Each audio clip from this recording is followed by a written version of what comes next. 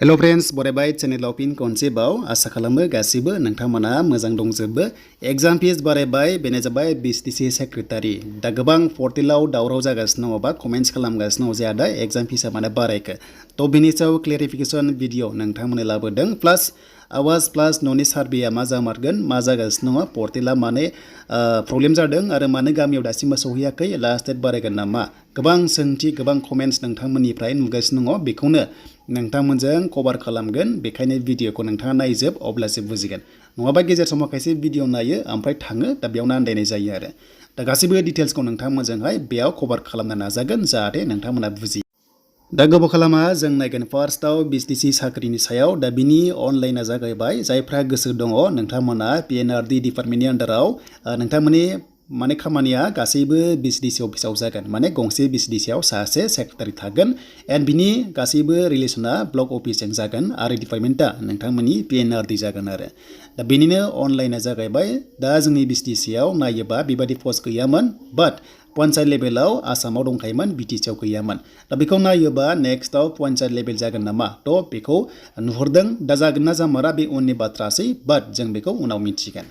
देन जोङो पर्टेलाव फैनाय लोगो लोगो जोङो लिंकआ मोनबाय नै क्लिक हियार मोनदों दा बेयावनो एप्लाइ खालामनो हाबाय लिंकआ एक्टिभेट जाबाय नाथाय आं भिडिअ खालामथ'वाखै मानोना एसे सम हो नोंथांमोना हाखु दाखु खालामनाङा गोरोन्थि जायोबा नोंथांमोना एडमिट मोननाय नङा अके आरो एग्जाम फिसा ओरैनो लस जागोन एग्जाम फिसा जोंहा 200 ST आव बाट नैबे 50 रुपिस जाबाय पर्टेलनि चार्ज देन बेनिफ्राय GST लानानैसो एग्जाम फिसा बारायदों दा बेखौनो गोबां कमेन्ट्स खालामदोंमोन जे एग्जाम फिसा मानो बारायखो होननानै 256 सामथिं बेबादि जादों नोंथांमोननि GST लानानै आरो अके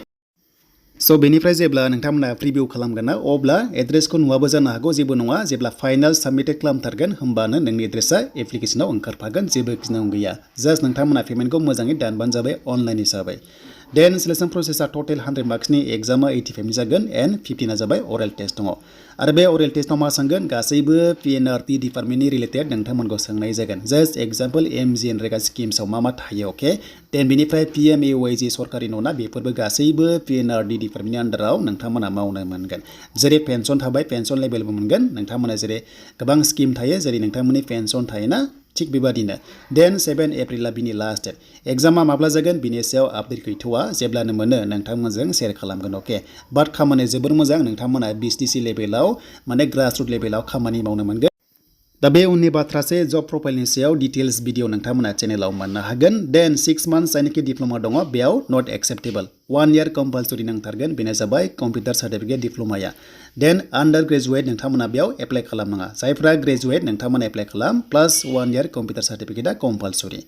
दानि फैबाय सरकारि न' सार्भे बेनो जाबाय आवास प्लास ग्रामिननि जिनिखि सार्भे सोलिबाय पर्टेला नोंथांमोननिया मोनसे एक्सट्रा पर्टेल होनाय जादों जायनाखि जिबिका साखि बिथांमोननोहाय माने माखासे एसाइन खालामदों आरो बे माने माखासे VCDC आव सानै साथाम बेबादि होनाय जादों जायनि जाउनाव स्ल' जादों अके बेखायनो नोंथांमोननि गामियाव खायसे दासिमबो सौहैयाखै जानांगौ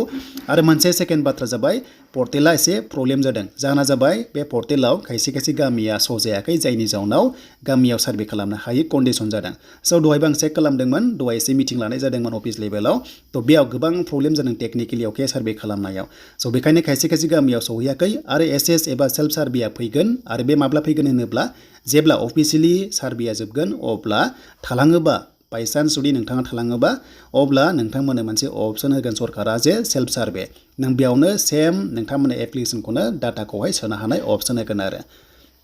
बाट नोंथांमोना जेब्ला सार्भे खालामनो थाङो अब्ला गासैबो डाटाखौ नोंथांमोना होबानो जाबाय दायो सोलिगासिनो दङ अफिसियेलि फोसावनाया लास्ट डेटआ 31 मार्चमोन नाथाय बेफोरबायदि टेकनिकेल इसु जाबाय थायोबा लास्ट डेट बारायनाय चान्सआ दङ दा बेखायनो इसेबां घाबरायथ'नाङा लासै जागोन खामानिया एथ'बां माने स्पिडद्राय जाया एसे टाइम लायो बेखायनो नोंथांमोना नैबे जिनिखि स्क्रिनाव नुदोंना बे एप्लिकेशनाव दायो जिबिका साखिफोरा खामानि मावगासिनो दङ अके गाव गावबागाव मोनसे ID थायो बिथांमोननो स्पेशेल ID होनाय जादों आरो बिथांमोननि खामानिया जाबाय ग्राउन्डआव गामियाव थांनानै जास्ट डाटा कालेक्शन खालामनाय बेनो जाबाय स्टेज 1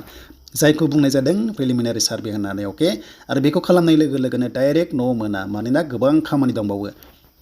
आरो बे खामानिया जाबाय अफिस लेभेलनिफ्राय थांनानै फिन खनसेबाव जे बे बेनिफिसियारिया नंगौना नंमारा बेखौ नायबिजिरबावगोन एन्ड जुदि नंगौबासो जिअ'टेक खालामनाय हाबाफारिया नेक्स्ट लेभेलाव जागोन आरो बेखौ खालामगोन जिअ'टेकखौ जिबिका साखिया खालामा बेखौ अफिस लेभेलनिफ्राय खालामगोन अके देन बेनो जाबाय नोंथांमोननि डेट फैगोन नेक्स्ट लेभेलाव आरो जेब्ला डेट फैयो चेनेलाव आपडेटखौ मोनगोन नाथाय बे जानाय चान्सआ एप्रिल मेआव जानाय चान्सआ दङ एप्रिलाव पन्चायत इलेक्सन दङ बेखायनो बिनि उनावसो जागोन बादि कन्डिसन बाट जायखिजाया डेट फैबानो चेनेलाव नोंथांमोना मोननो हागोन दा जेब्ला गासैबो सार्भे जोबगोन ना अब्ला मोनसे गाव सभा लानाय जायो एबा ग्राम सभा होननाय जायो अके बेखौ गासैबो VCDC आव लागोन एबा पन्चायत लेभेलाव लागोन आरो बेयाव माखासे थांखि दैखांगोन जे जिनिखि क्राइटेरिया बेखौ फोरमायगोन बा गोबां बुंथिनाय जागोन अफिस लेभेलनिफ्राय बेयाव गासैबो बाहागो ला जि बुंनांगौ दङ नोंथांमोना बेयाव बुंनानै होनो हागोन आरो माखासे थांखि लागोन जे मा खालामनांगौ खालामनाङा सरकारा मोनसे थांखि लानाय जागोन आरो दा बेयावनो गाव सभा सोलिगोन दा बेनो लेटेस्ट आपडेटआ नेक्स्टआव फैबावगोन बड' जब इनफो इउटुब चेनेलाव जायफ्रा गोदान साबस्क्राइब खालामनानै नोंथांमोना लानो हागोन